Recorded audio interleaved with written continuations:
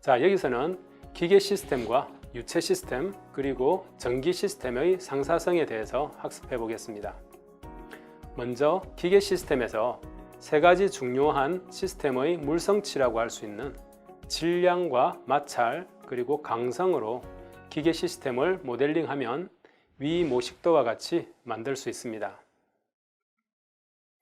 여기서 각 물성치가 제공하는 힘과 운동 사이의 관계식은 아래 세 개의 식과 같습니다. 먼저 시스템의 강성 K는 힘과 변위 사이의 관계법칙인 후크의 법칙에 의해서 F는 KX라는 식을 제공합니다. 여기서 F는 시스템에 가해진 힘이고 X는 시스템의 변형 그리고 K는 강성 계수라고 할 수 있습니다. 같은 힘이 가해졌을 때 K가 클수록 변형량 X가 작아지게 되고요. 그래서 이 식으로부터 우리는 강성이라는 물성치는 변위 또는 변형에 저항하는 성질이라는 것을 알 수 있습니다.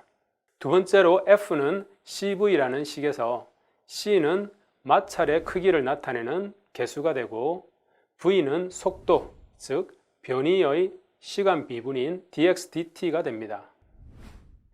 아래 식에서 유도했듯이 같은 힘이 가해졌을 때 C가 클수록 속도가 작아지게 됩니다.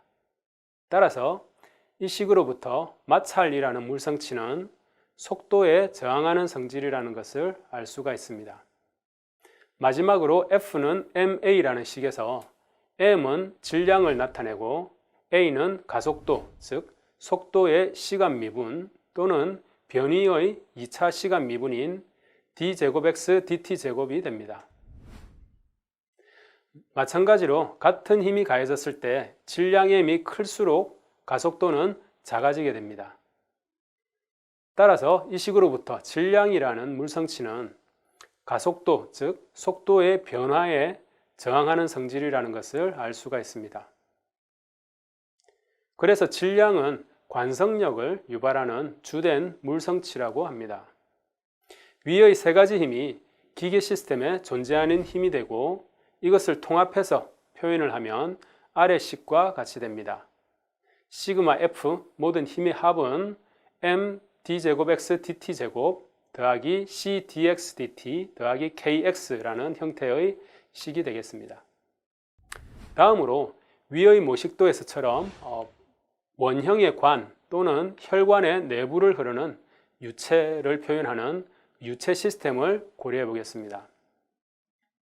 여기서도 세 가지 중요한 시스템의 물성치라고 할 수 있는 질량과 유체 마찰 그리고 관의 컴플라이언스로 유체 시스템을 모델링하면 아래 있는 세 개의 식으로 표현할 수가 있습니다. 먼저 관의 컴플라이언스, 즉 C는 힘과 관의 부피 변형을 관계짓는 것으로 역시 후크의 법칙에 기반해서 델타 P는 C분의 V라는 식을 제공합니다. 여기서 델타 P는 관 내부 외부 사이의 압력차가 되고 V는 시스템에서 증가된 부피가 되고 C는 관의 컴플라이언스 개수가 됩니다. 같은 압력차의 조건에서 C가 클수록 변형된 부피가 즉 변형된 부피 V가 커지게 됩니다. 따라서 이 식으로부터 우리는 컴플라이언스라는 물성치는 같은 압력차의 조건에서 변형을 더 많이 일으키려고 하는 성질이라는 것을 알 수가 있습니다. 기계 시스템에서 강성에 반대되는 개념이 되겠습니다. 두 번째로 델타 P는 RQ라는 식에서 R은 유체 마찰 또는 유체 저항의 크기를 나타내는 개수가 되고 Q는 유량, 즉 부피 변화의 시간 미분인 dv dt가 되겠습니다. 아래 식에서 유도했듯이 같은 압력차가 가해졌을 때 R이 클수록 유량이 작아진다는 의미가 되고요. 따라서 이 식으로부터 유체 마찰 또는 유체 저항이라는 물성치는 유량에 저항하는 성질이라는 것을 알 수가 있습니다. 마지막으로 델타 P는 m dq dt라는 식에서 m은 흐르는 유체의 질량을 나타내고 dq dt는 유량의 시간 변화율 또는 부피 변화의 2차 시간 미분인 d제곱 v dt제곱이 됩니다. 마찬가지로 같은 압력차가 가해졌을 때 질량 M이 클수록 유량의 변화율은 작아지게 되고요. 따라서 이 식으로부터 질량이라는 물성치는 유량의 변화에 저항하는 성질이라는 것을 알 수가 있습니다. 따라서 질량은 유체 시스템에서도 관성력을 유발하는 주된 물성치라고 할 수 있습니다. 위의 세 가지 힘이 유체 시스템에 존재하는 힘이 되고 이것을 통합해서 표현을 하면 아래식이 됩니다. 시그마 델타 P, 즉 모든 압력차의 합은 m d제곱 v dt제곱 더하기 r dv dt 더하기 c분의 v가 됩니다. 마지막으로 LRC라는 전기 소자로 구성된 전기 회로 시스템을 고려해 보겠습니다. 여기서도 세 가지 중요한 전기 시스템의 물성치라고 할 수 있는 인덕턴스와 전기 저항 그리고 전기 컴플라이언스로 전기 시스템을 모델링하게 되면 아래 세 개의 식으로 표현할 수가 있습니다. 먼저 전기 컴플라이언스 C는 전압 델타 V와 전하량 Q를 관계 짓는 것으로 델타 V는 C분의 Q라는 식을 제공하게 됩니다. 여기서 델타 V는 전기소자 전후단의 전이차, 즉 전압이 되고 Q는 시스템에서 저장된 전하량이 되고 C는 전기적 컴플라이언스의 계수가 됩니다. 같은 전압 조건에서 C가 클수록 저장된 전하량 Q가 커지게 되고요. 그래서 이 식으로부터 전기적 컴플라이언스라는 물성치는 같은 전압 조건에서 전하량을 더 많이 저장할 수 있는 성질이라는 것을 알 수가 있습니다.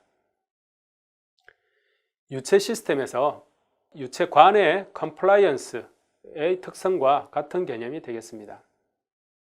두 번째로 델타 V는 RI라는 식에서 R은 전기 저항의 크기를 나타내는 개수가 되고 I는 전류, 즉 전하량의 시간 미분인 dq dt가 됩니다. 아래 식에서 유도했듯이 같은 전압이 가해졌을 때 R이 클수록 전류가 작아지는 것을 볼 수가 있고요. 따라서 이 식으로부터 전기 저항이라는 물성치는 전류에 해당하는 전류에 저항하는 성질이라는 것을 알 수가 있습니다. 마지막으로 델타 V는 LDI-DT라는 식에서 L은 시스템의 인덕턴스를 나타내고 DI-DT는 전류의 시간 변화율 또는 전하량의 2차 시간 미분인 D제곱 Q DT제곱이 됩니다. 마찬가지로 같은 전압이 가해졌을 때 인덕턴스 L이 클수록 전류의 변화율은 작아지게 되고요. 그래서 이 식으로부터 인덕턴스라는 물성치는 전류의 변화에 저항하는 성질이라는 것을 우리는 알 수가 있습니다. 그래서 인덕턴스는 전기 시스템에서도 관성력을 유발하는 주된 물성치라고 할 수 있습니다. 그래서 위의 세 가지 힘이 전기 시스템에 존재하는 힘이라고 할 수 있고 이것을 통합해서 표현하면 아래 식과 같이 됩니다. 시그마 델타 V는 모든 전압원의 합은 L D제곱 Q DT제곱 더하기 R DQ DT 더하기 C분의 Q가 됩니다. 자, 이렇게 기계 시스템, 유체 시스템, 전기 시스템을 표현하는 지배방정식을 살펴보았는데요. 모두 수학적으로 뿐만이 아니라 물리적으로도 매우 유사하다는 것을 알 수가 있습니다. 먼저 각 시스템에서 힘과 압력 그리고 전압은 운동을 유발하는 에너지라고 볼 수 있습니다. 그렇다면 변위, 부피, 전하량은 운동의 정도를 나타내는 물리량이라고 할 수 있습니다. 따라서 에너지와 운동과의 관계는 강성 또는 그것의 반대 개념인 컴플라이언스로 표현할 수가 있었습니다. 다음으로 에너지와 그 운동의 1차 시간 미분과의 관계는 마찰이라든지 또는 저항으로 표현할 수가 있었고 2차 시간 미분과의 관계는 질량이나 또는 인덕턴스와 같은 관성을 나타내는 그 물리량으로 표현할 수 있었습니다.